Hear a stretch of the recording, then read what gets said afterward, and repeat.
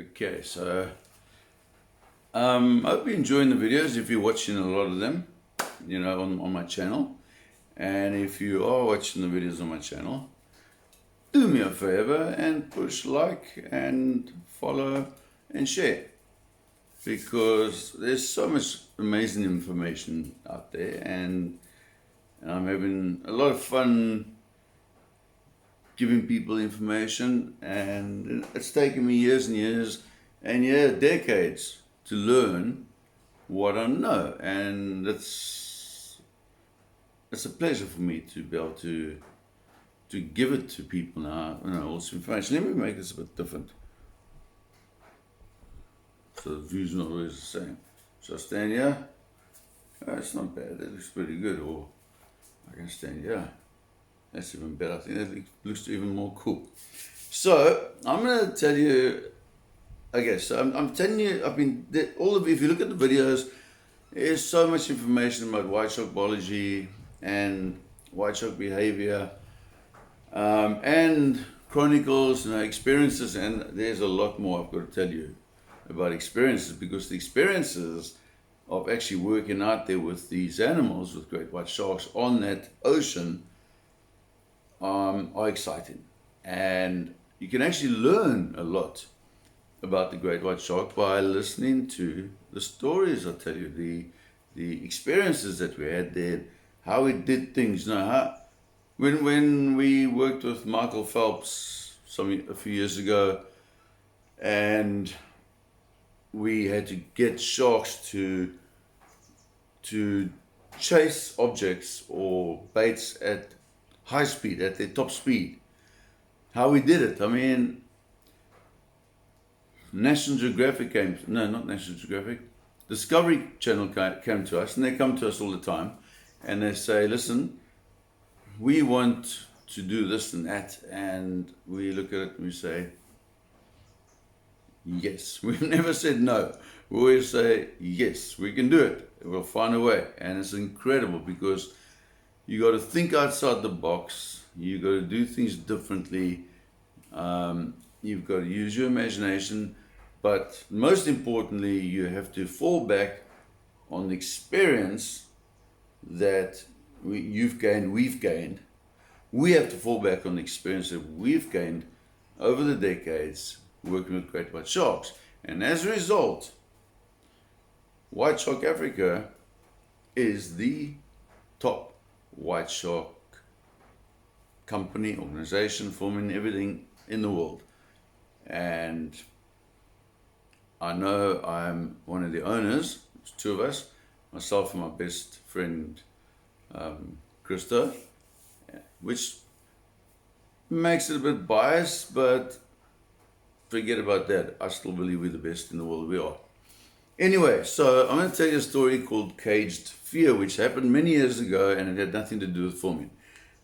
And a lot of you that know about sharks and watch Shark Week will be familiar with the name Chris Fellows. Now, Chris Fellows, all those years ago, I was working as Senior Operations Officer for the White Shark Research Project, which fell under the Shark Research Center of the Natural History Museum in Cape Town. And Chris came to our offices in the waterfront, and he had this big folder like this, full of shark stuff, and he's really enthusiastic. He's so into sharks. Anyway, long story short, Chris and Rob Lawrence, who was Chris's friend, they became regular volunteers on my boat. So the three of us very often used to spend days and weeks out in Gansbaai or Strays Bay working with great white sharks, and they were brilliant. Chris and Rob, phoned them at 2 o'clock in the morning. They were there at 6 o'clock. Let's go.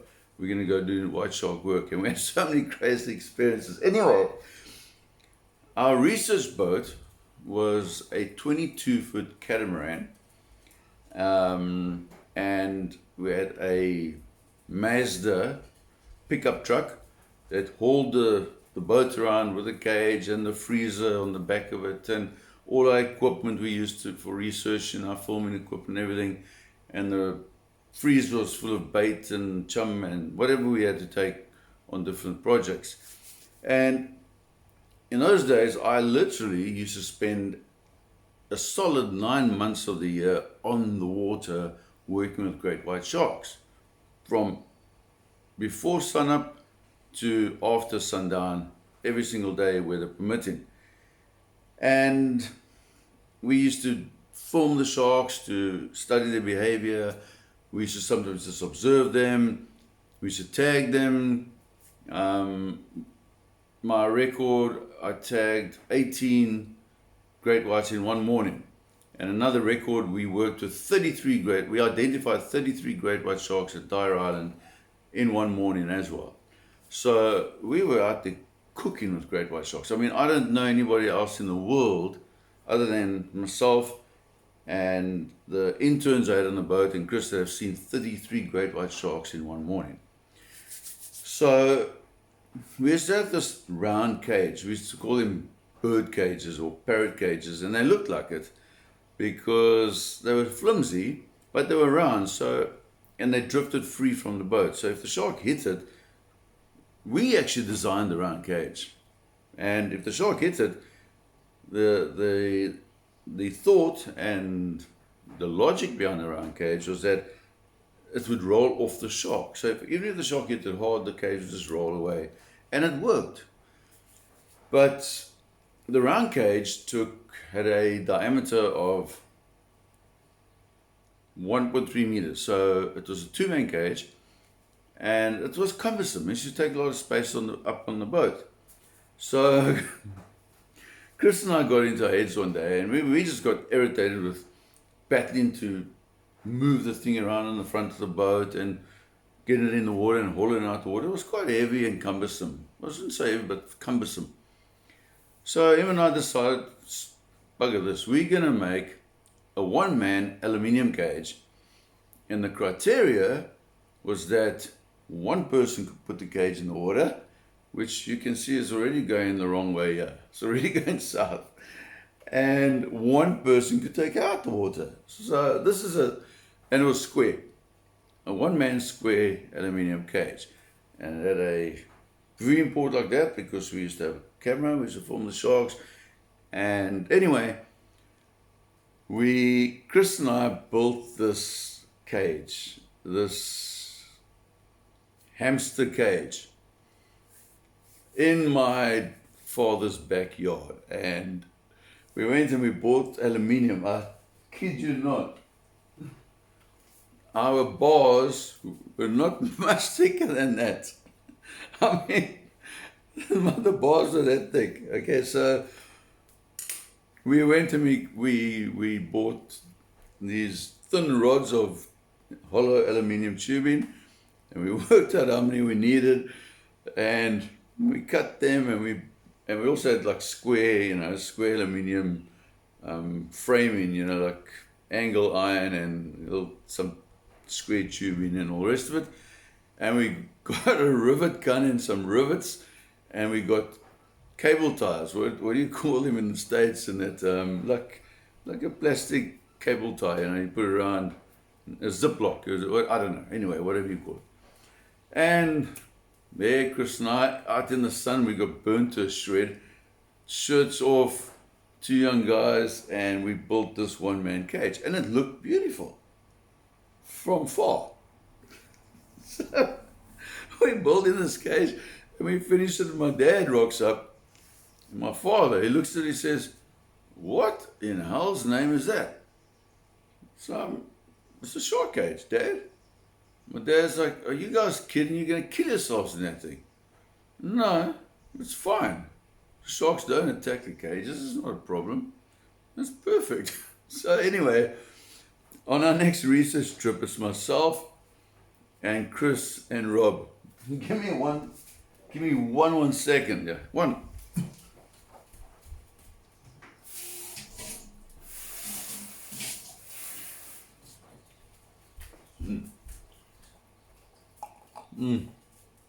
Sorry, that was a bit longer than one, but sue me.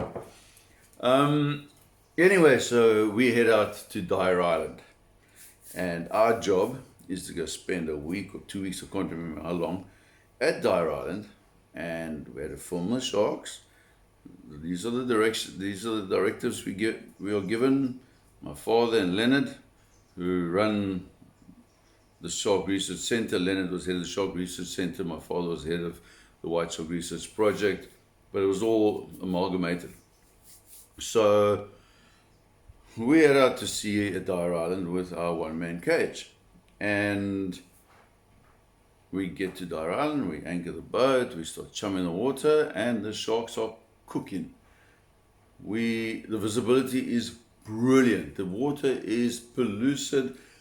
You can see like 20 meters easily.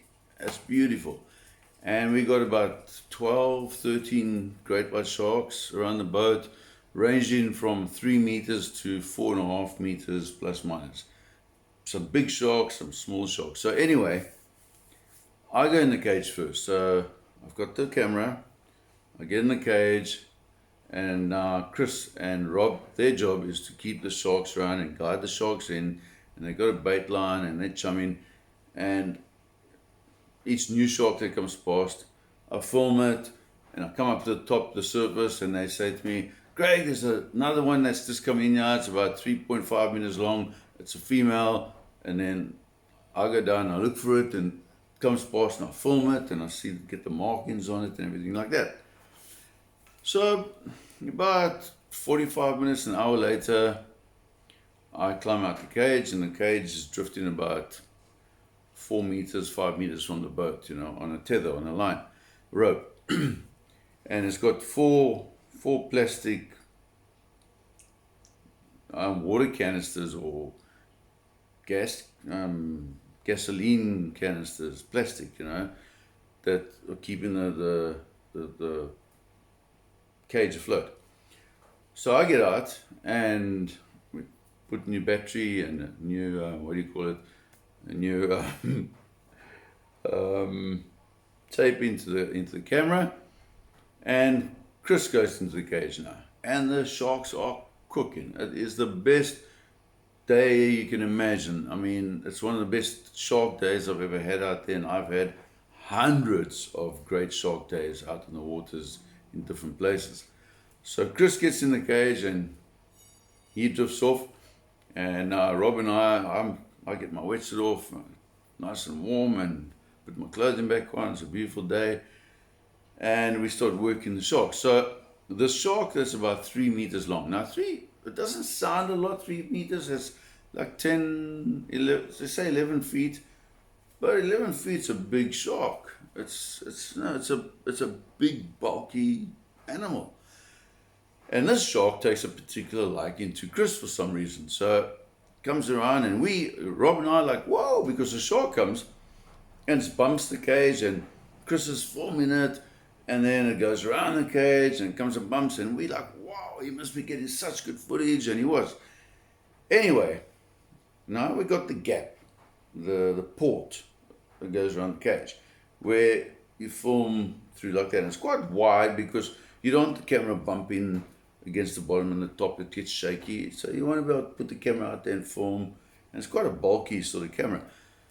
And at one point the shark comes along, and how's the best way to explain?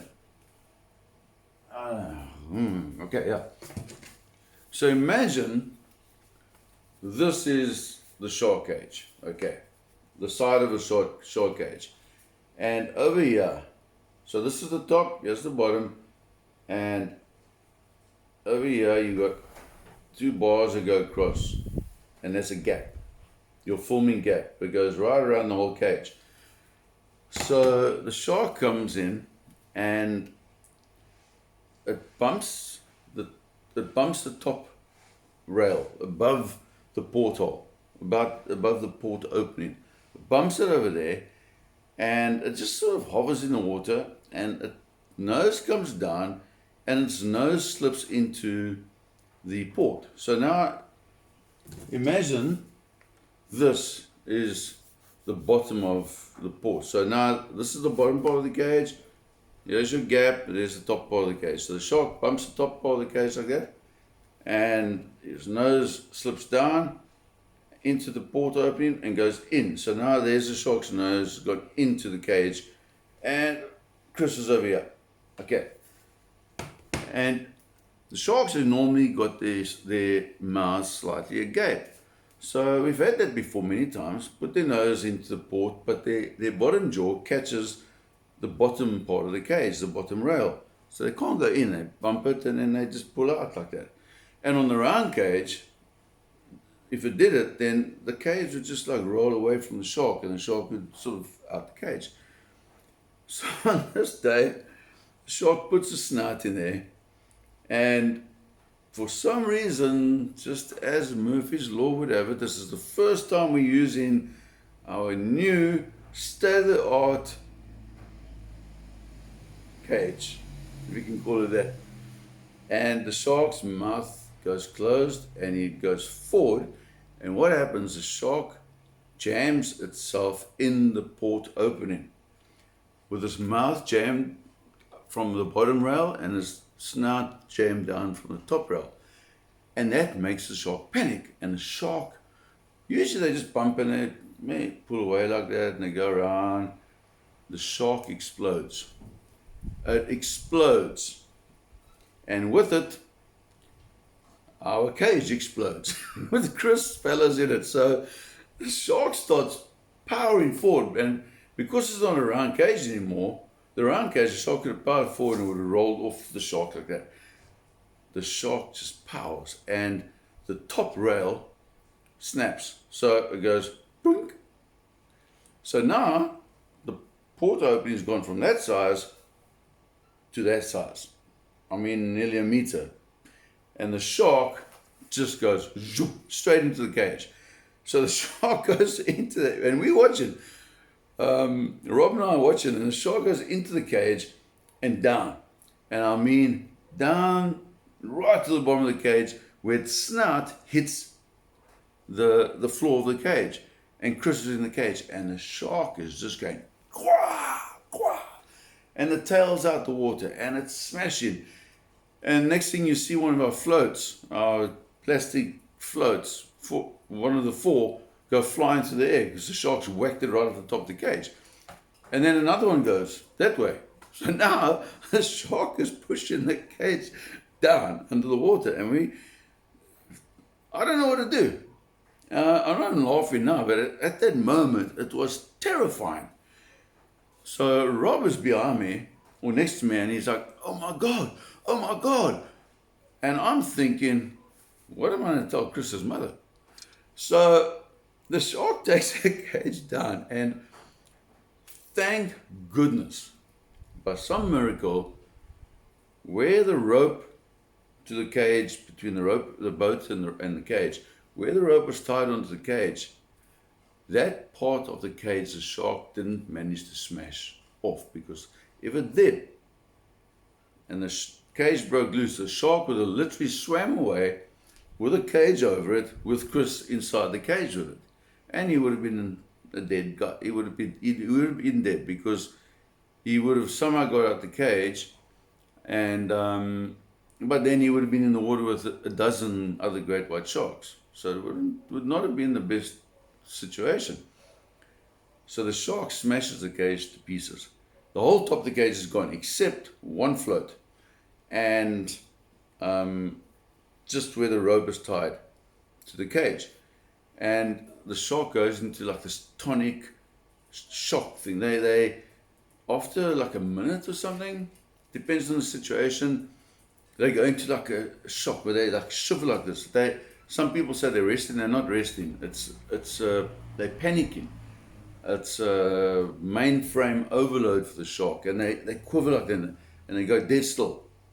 And they go dead still for 10 seconds, 20 seconds, a minute, half a minute, who knows. And the cage is down there. So when the shark is still, I say to Rob, pull. So him and I are pulling the rope, and we're holding the cage up like this.